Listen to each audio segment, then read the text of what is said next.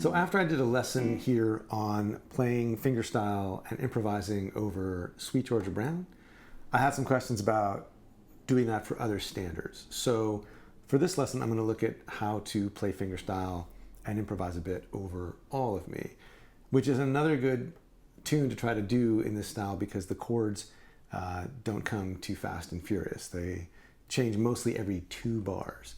So I always played this song in the key of C, but when I went to try to arrange it for solo fingerstyle guitar, it turns out that G is a better key, at least to me. So I'm going to walk through the chords for the tune in G and then talk a little bit about where to begin thinking about how to improvise when you're going through the chords. And the idea is you want to find a key to play the song in. Once you've figured out a song where the chords don't come too quickly, you want to try to find a key to put it in where as many of the chords as possible are going to sit in the open position, so you can use all your familiar fingerstyle stuff and don't have to deal with a lot of bar chords or chords up the neck. So the chords to All of Me in the key of G are going to start out in G, then go to B7, and then E7,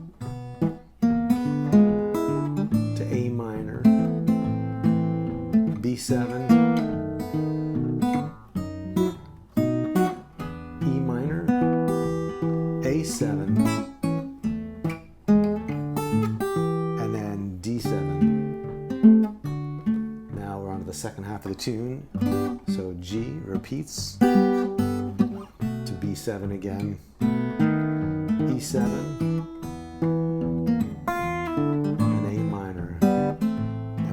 changes for the last 8 bars. C, C minor, G major 7 to E9, A minor 7, D to G, and then a turnaround. So it's what's called an ABAC form, where the first 8 bars are one thing, and then you get the next 8 bars, that's another thing, so A and then B. Then you go back to the first 8 bars, so A again, and then the final 8 bars are different from all the rest, so that's C.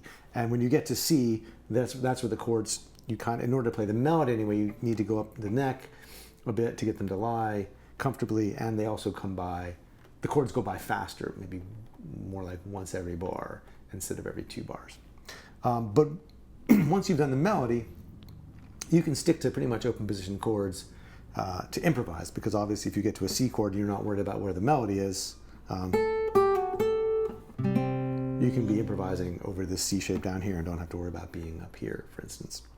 So to start out improvising, there are a couple different approaches you could take. One would be just to look at keeping a note on top and changing it to adjust to the chord that you're on. So if you started off with the root on the G, adjusted it when you get to the B, and then adjusted it again when you get to the E, and then here's A minor, B7, E minor, A7, A minor, D. So I'm really just taking a note and playing one consistent rhythm on top, combined with the thumb. So it's got some syncopation, and then I'm just following down wherever the top note of the chord leads me, as long as I can go down a half step or a whole step to the chord tone of the next chord. There's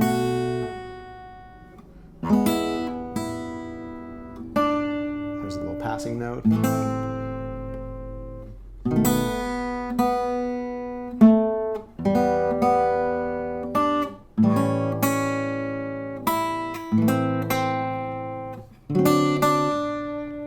So by just playing a simple rhythm and then having some sort of direction, you can start to frame things a little bit, and then you can start to sort of decorate that by playing just an adjacent note.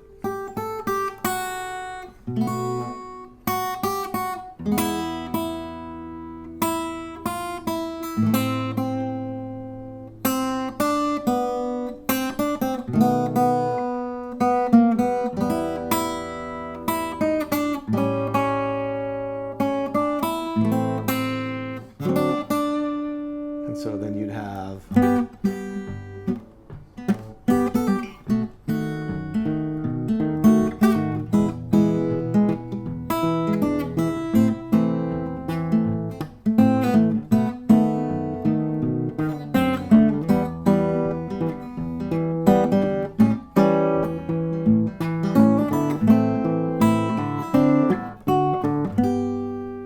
and so there's a sort of internal logic to it that's based on playing a consistent rhythm and playing a note on top that comes from the melody, that comes from the chord structure of whatever chord you're on.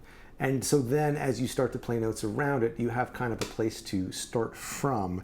And you can use your ear at first to hear which note you want to play that's next to the note that you're using as the main chord tone. So if you're on E, there's the seventh and back to the root, or there's the fifth and the root.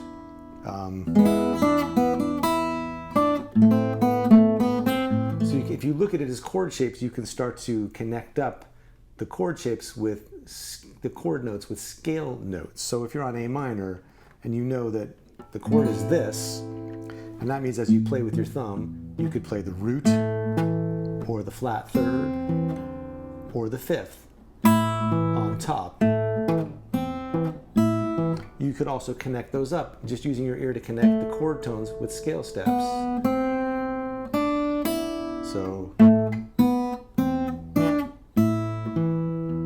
and if you start to apply that to every chord, here are the chord tones for G, and then here are the steps, the scale steps that connect them. So third, fourth, fifth, sixth, root.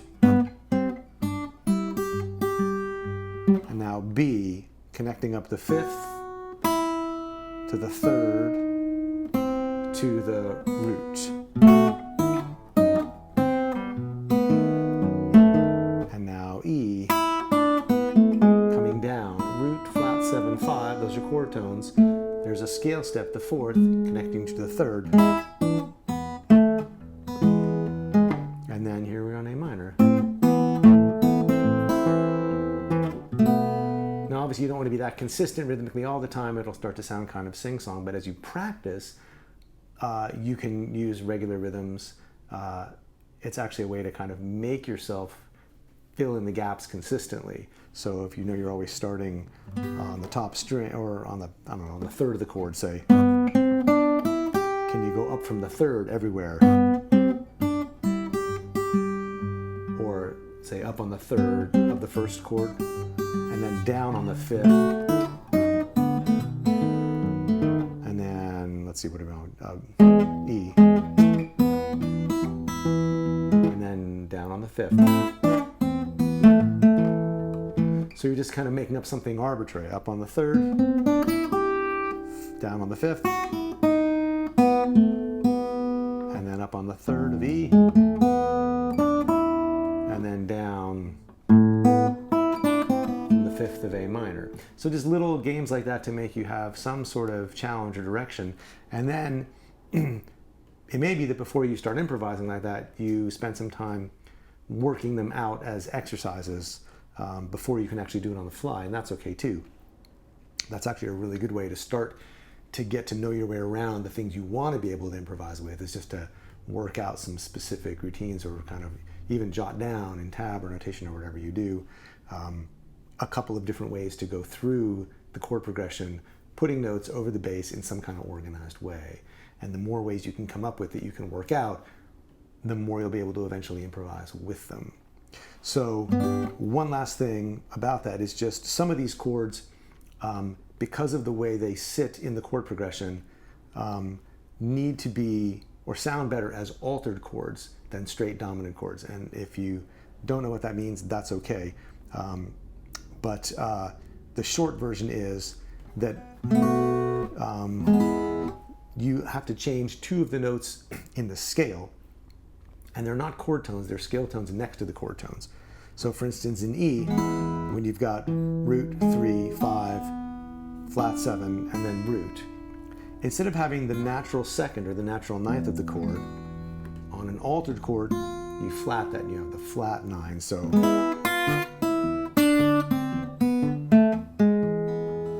and you also flat the sixth. Becomes. So you go from having these basic notes, root 3, 5, flat 7, root with the ninth and the natural sixth, to having flat 6, flat 7, root, flat 9. But if you just look at his guitar stuff,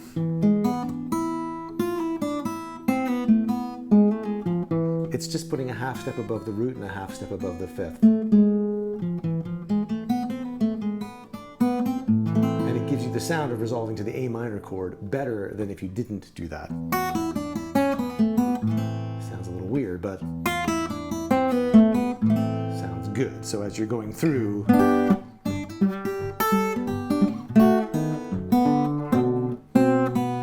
there's the flat 9 of B flat, E7.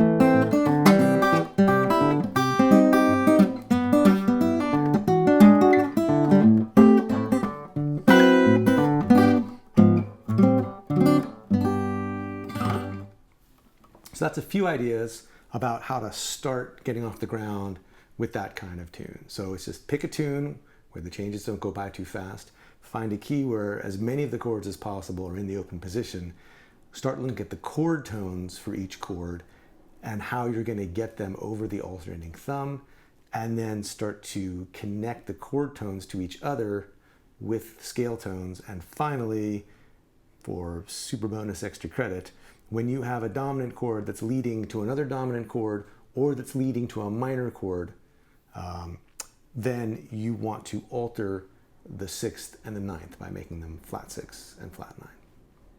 So that's a start on playing All of Me. Hope you have fun working on that. And if you've got any questions or comments, please leave them for me down below, because I'd love to hear from you. And I'll see you next time.